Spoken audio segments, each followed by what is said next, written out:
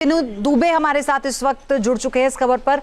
विनीत, अखिलेश यादव साफ तौर पर कह रहे हैं कि ये बीजेपी सेना है, ये सब कुछ जो प्रदर्शन हो रहा है वो सुनियोजित है, लेकिन एक तरफ करनी सेना मांग पर अड़ी हुई है। क्या आप देख पा रहे हैं ग्राउंड पे?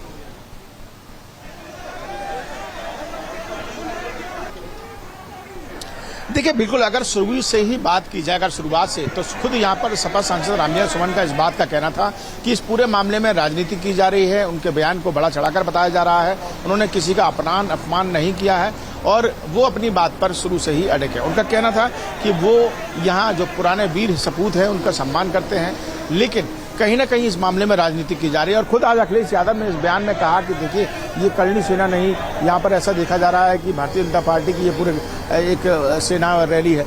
तो ये बयान जो है वो शुरू से ही लगातार किए जा रहे हैं समाजवादी पार्टी की तरफ से। दूसरी तरफ करनी सेना जो है वो अपनी मांगों पर अड़ी है। अगर आज के रक्त स्वाभिमान रैली की बात की जाए तो यहाँ पर देखने को मिला कि लाखों की संख्या में यहाँ पर युवा पहुंचा, चाहे वो मध्य प्रदेश हो, गुजरात हो, महाराष्ट्र हो, हरियाणा हो, यहाँ तमाम जगह से यहाँ पर कार्यकर्ता पहुंचे। उन्होंने एक ही मांग की कि रामविलास सुमन अपना माफी मांगे, इनके अलावा वो इस्तीफा दें और साथ ही साथ 26 तारीख को जो बवाल हुआ था रामविलास सुमन के घर पर, उन पर जिन कार्यकर्ताओं पर, करनी सेना के कार्यकर्ताओं पर मुकदमा लगाया गया था, उनको वापस लिया जाए। फिलहाल 5 बजे तक का अल्टीमेटम दिया गया था और 5 इस समय बज चुके हैं। करनी सेना के जो उपेंद्र राणा हैं, उन्होंने साफ स्पष्ट बात कर प्रशासन से मांग की है कि प्रशासन यहाँ पर आए और उनकी मांगों को सुने।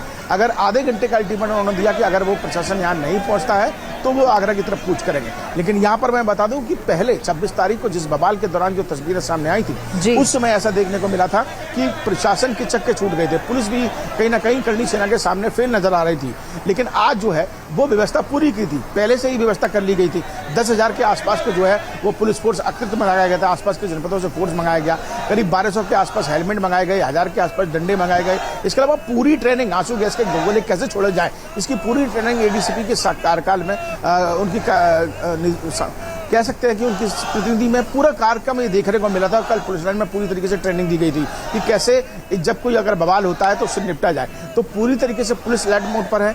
कुबेरपुर में जो गड़ी रामी जहां पर ये पूरी रैली की जा रही है, वहां पर कार्यकर्ता इस समय जुटे हुए हैं और आधे घंटे का समय प्रशासन को दिया है। अब देखने वाली बात होगी कि क्या वो आगरा की तरफ कूच करते हैं। अगर कूच करते हैं तो प्रशासन ने साफ स्पष्ट कर दिया है कि कोई भी नियम अगर तोड़ेगा या उपद्रव करेगा, बवाल करेगा या कानून तोड़ने का काम करेगा तो उसके खिलाफ कार्रवाई जरूर की जाएगी। लेकिन यहाँ एक बात देखने को मिली कि उपेंद्र राणा ने जिस तरीके से ऐलान किया था, वो शुरू से ही समाजवादी पार्टी के उनका साफ ये कहना था कि समाजवादी पार्टी में जिस तरीके से इस तरीके के सांसद हैं तो ये पार्टी के लिए बड़े नुकसानदायक इस तरीके के सांसद हैं, इनको इस्तीफा दे देना चाहिए। उन्होंने ये बात भी कहा था, अपने कार्यकर्ताओं से ऐलान किया था कि एक झंडा एक डंडा वो लेकर आए। तो कुल मिलाकर वो अपने बयानों पर जिस तरीके से अड़े हैं, अपनी मांगों पर अड़े हैं, तो देखने वाली बात ये होगी कि प्रशासन अब आगे क्या कुछ कदम उठाता है। लेकिन 5 बजे का वक्त बीत चुका है, अब प्रशासन आता है और क्या कदम उठाता है ये थोड़ी देर में यहाँ पर साफ स्थिति स्पष्ट हो। चलिए, आपसे फिर हम जानकारी लेते रहेंगे ऑन ग्राउंड क्या चल रहा है इस वक्त। धन्यवाद आपका सारी डिटेल्स के लिए। न्यूज नेशन अब व्हाट्सएप पर खबरों की ताजा अपडेट के लिए न्यूज नेशन के इस QR कोड को स्कैन करें।